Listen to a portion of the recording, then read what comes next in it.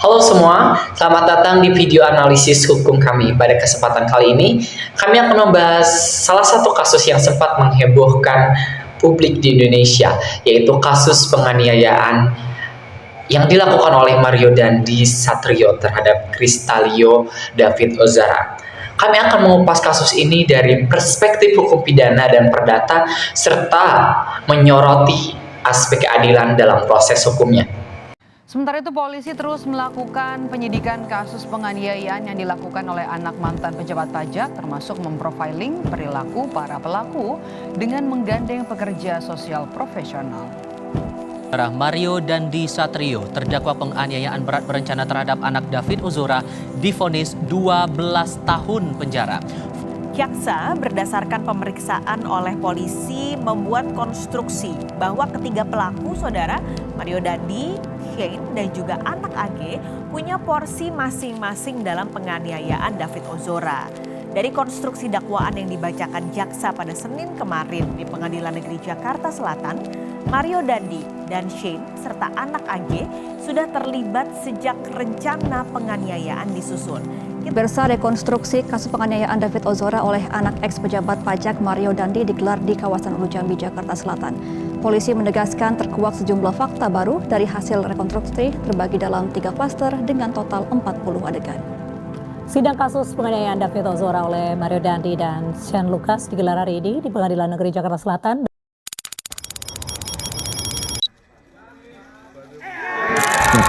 Saudara tendang lagi dua keadaan terkapar begitu, masih saudara tetap mau pingin untuk memukulinya.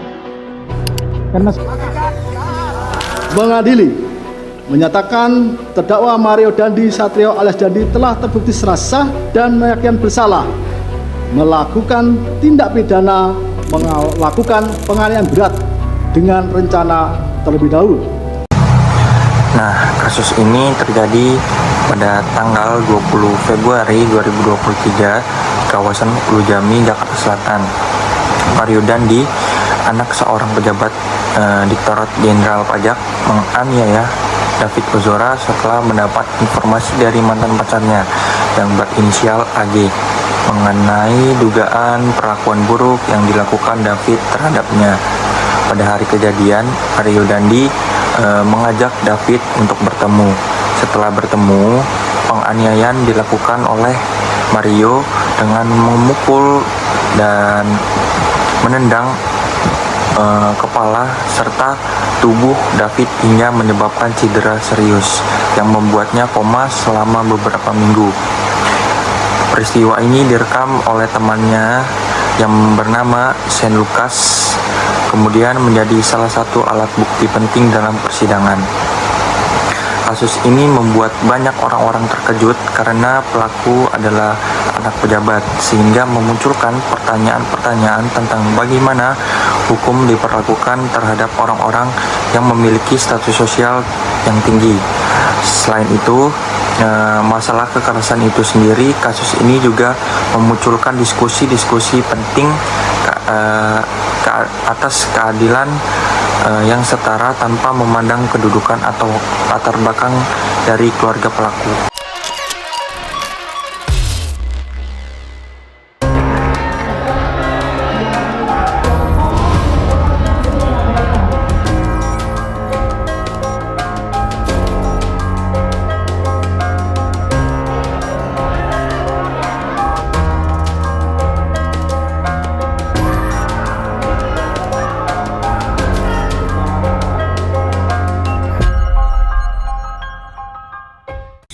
Dari perspektif hukum pidana, tindakan Mario Dandi dikategorikan sebagai penganiayaan berat sesuai dengan pasal 353 ayat 2 KUH Perdata yang mengatur tentang penganiayaan berat yang dilakukan dengan rencana terlebih dahulu.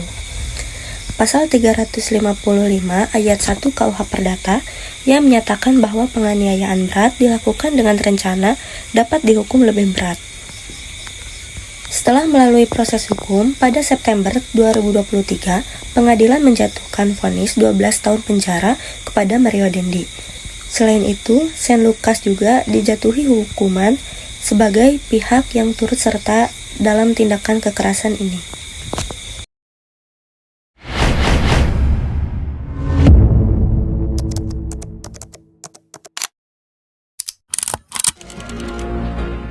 Seperti dalam pokok-pokok hukum perdata menyatakan bahwa hukum perdata dalam arti luas itu meliputi semua hukum private material, yaitu segala hukum pokok yang mengatur kepentingan-kepentingan perseorangan.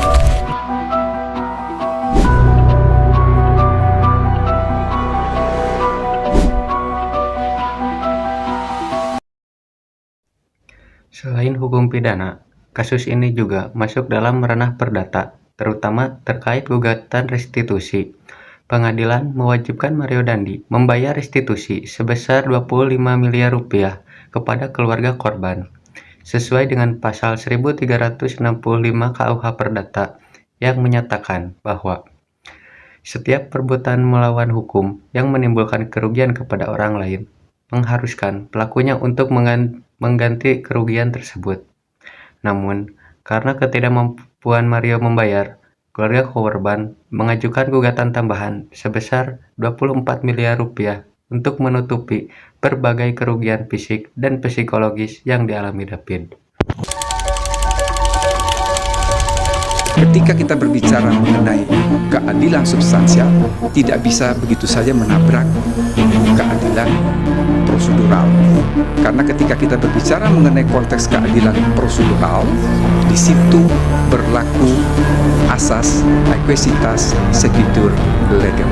Keadilan mengikuti hukum, bukan hukum mengikuti keadilan.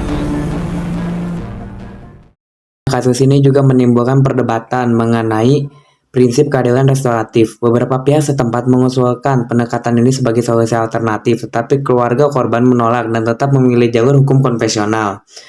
Dalam teori keadilan, kasus ini bisa dianalisis menggunakan prinsip keadilan restoratif yang bertujuan untuk memulihkan kondisi korban melalui ganti rugi atau restitusi, dan yang kedua adalah prinsip keadilan restributif yang menekankan pada pemberian hukuman yang setimpal dengan perbuatan pelaku. Yang lebih tegas. Itu doang, norak. Bahwa Mario Dandi berbohong. Jadi bukan hanya Mario Dandi aja yang berbohong, yang lain juga berbohong.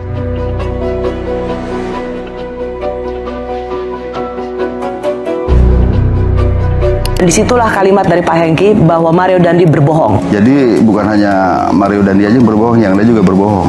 Ya, karena memang ada perintah dari yang bersangkutan untuk menjawab seperti ini, bahwa ini ada perkelahian dan lain sebagainya. Dari chat yang kita lihat dari HP-nya David, pernyataan yang terkait dengan APA, mungkin dari adiknya yang N tadi, itu bukan terkait perbuatan tidak menyenangkannya anak korban D, tetapi perbuatan-perbuatan yang lain ya. Mungkin silakan rekan nanti yang menjelaskan dalam persidangan. Kasus ini tidak hanya berdampak pada korban dan keluarganya, tetapi juga membuka diskusi luas tentang ketimpangan hukum bagi mereka yang memiliki kekuasaan dan kekayaan.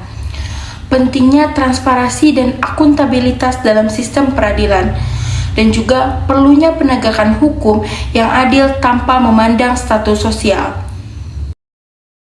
Dari kasus ini ada beberapa pelajaran yang bisa kita ambil. Yang pertama, keadilan harus ditegakkan tanpa pandang bulu.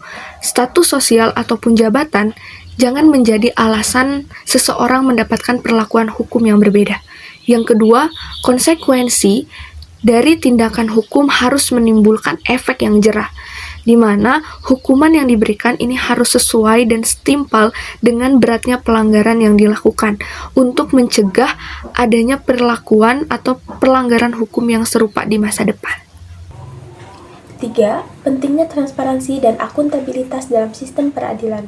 Proses hukum harus dilakukan secara transparan agar kepercayaan masyarakat terhadap hukum tetap terjaga. Keempat, kesadaran akan dampak kekerasan. Kekerasan tidak pernah menjadi solusi. Setiap individu harus memahami bahwa tindakan kekerasan dapat merugikan banyak pihak, baik korban maupun pelaku. Dan yang kelima, peran masyarakat dalam mengawal kasus hukum. Publik memiliki peran penting dalam memastikan keadilan berjalan, terutama dalam kasus yang melibatkan pihak berpengaruh. Demikian analisis hukum kami mengenai kasus Mario Dandi. Semoga video ini bisa menambah wawasan kalian tentang penegakan hukum di Indonesia. Jika kalian punya pendapat atau pertanyaan, silakan tulis di kolom komentar di bawah. Dan jangan lupa like dan subscribe jika kalian menonton di YouTube atau share jika di Instagram. Terima kasih teman-teman dan sampai jumpa di video selanjutnya. Dadah.